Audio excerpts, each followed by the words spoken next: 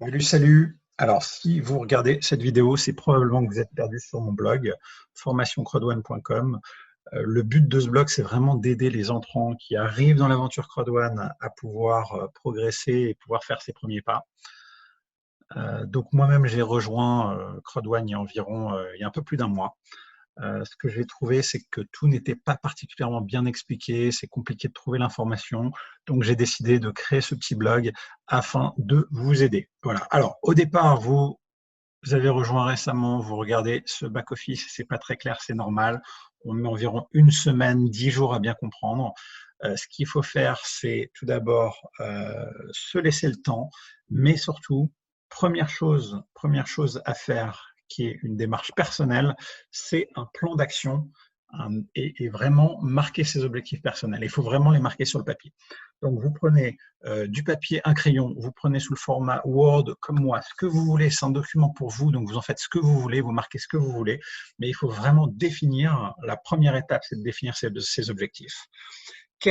Pourquoi vous faites Crowd1? Qu'est-ce qui va vous motiver? Quels vont être vos freins? Quelles vont être les solutions que vous allez mettre en place pour pouvoir réussir, puisqu'il y a un effort à produire finalement l'inertie du départ, c'est le plus dur de se lancer et de découvrir une nouvelle activité. Donc, pour réussir une activité, il faut déjà avoir un plan et savoir vraiment pourquoi on le fait. Alors, je vous donne, voilà, c'est pas une liste exhaustive, vous faites vraiment de la manière dont vous voulez. Moi, je vous conseille de mettre les objectifs. Moi, j'ai mis mes objectifs, je veux des compléments de revenus. Non pas que j'en ai forcément besoin maintenant, mais ça fait partie d'une stratégie de diversification de revenus.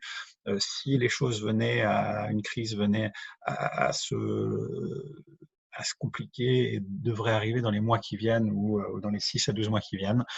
Donc, c'est un petit peu en phase de backup et je veux utiliser ces revenus passifs pour créer une société et continuer à investir dans l'immobilier à La Réunion où je fais de l'immobilier locatif. Donc, c'est vraiment une source de revenus complémentaire. J'ai décidé en termes d'investissement, et ça vous mettez, chacun met le curseur où il veut. Moi, j'ai décidé de mettre 1 000 euros. On peut mettre que 99 euros si on veut. J'ai décidé d'acheter un pack plus quelques comptes pour offrir autour de moi à des personnes qui n'avaient pas forcément les moyens mais qui étaient motivées. Autre point, j'ai décidé d'investir 1 heure par jour de mon temps et de faire un bilan au bout de 3 mois. Voilà l'investissement que je suis prêt à donner pour Crowd1 pour me laisser une chance de réussir. Chacun va décider finalement de son propre investissement, mais le but c'est, même si c'est 20 minutes par jour ou c'est 3 heures par jour, il faut s'y tenir. Les objectifs financiers cette fois-ci, il faut toujours avoir un objectif. C'est-à-dire que moi, le premier mois, je me suis dit, je vais être entre 100 à 500 euros et j'ai dépassé légèrement les 500 euros le premier mois. Je suis dans mon deuxième mois, donc ce mois-ci, à la fin du mois, j'aimerais atteindre d'être en plus entre 1000 à 2000 euros. Et puis le troisième mois, commencer à passer en décollage un peu automatique avec un revenu passif, sachant que l'effort initial est le plus dur. Ensuite, c'est quelque chose qui décolle gentiment.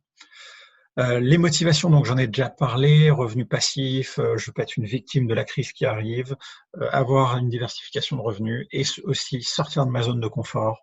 Donc ça, on voit que j'ai fait, voilà, c'est les premières fois que je fais des vidéos. J'avais jamais fait de blog avant. Finalement, je gagne en compétences et c'est ça aussi de faire partie de l'aventure Crowd1. Et voilà, ça me servira quoi qu'il arrive sur mon CV toute ma vie d'avoir ces compétences. Par rapport à ces motivations, il y a des freins et que j'ai très rapidement cerné. C'est les réactions humaines, les gens, la peur des gens, les gens qui procrastinent, qui font rien, etc. Et donc la jalousie, beaucoup de choses, beaucoup de réactions humaines qui peuvent un petit peu créer un ascenseur émotionnel où des jours tout fonctionne bien et d'autres jours on réussit à rien. Et là, il faut s'accrocher.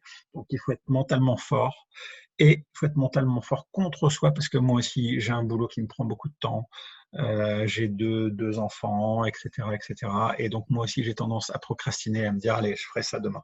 Donc c'est un combat pour moi-même. Je me laisse 3 mois. Et pour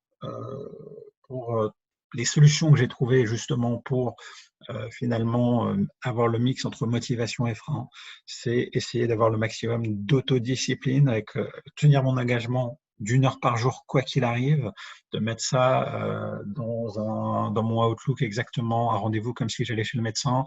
Si j'arrive pas à le faire ou j'ai autre chose pour le travail, je décale sur une autre heure de la journée où j'essaie, ou même le soir à la place de regarder le film, j'essaie de là ou le décaler au lendemain et faire 2 heures le lendemain. Mais j'essaie vraiment de me tenir avec une détermination, de planifier donc et d'exécuter, c'est un peu ce que je suis en train de dire, avec vraiment l'obsession d'atteindre mes objectifs pour avoir un revenu passif. Un revenu passif, c'est quoi? C'est vraiment quelque chose qui tourne ensuite. Une fois que c'est lancé, c'est quelque chose qui peut tourner. Et en tant qu'influenceur, on a des revenus qui viennent du web, qui sont assez, on va dire, récurrents et où l'effort initial paie au fil du temps. Voilà. Et aussi, je veux bien sûr dans les solutions, je veux le faire. On peut le voir comme une contrainte et tous les jours, on doit donner une heure de son temps. Et on peut apprendre des choses, s'amuser, partager avec des gens au téléphone, profiter des amis qu'on n'avait pas appelés depuis très longtemps pour les faire rejoindre l'aventure. Donc ça peut être aussi très fun et vaut mieux le prendre comme ça avec en restant positif, avec plein d'énergie, et se dire que ce sera mieux que de le voir comme une contrainte, sinon de toute façon vous allez abandonner et vous serez déjà dans l'échec. Donc voilà mes quelques conseils. Planifier, mais ça c'est valable pour Crowd1, c'est valable pour tout dans la vie. Il faut avoir ses objectifs, il faut avoir son plan, il faut savoir exactement où on va, ce qu'on veut faire si on veut pouvoir finalement réussir quelque chose. Et voilà mon premier conseil avant de commencer quoi que ce soit.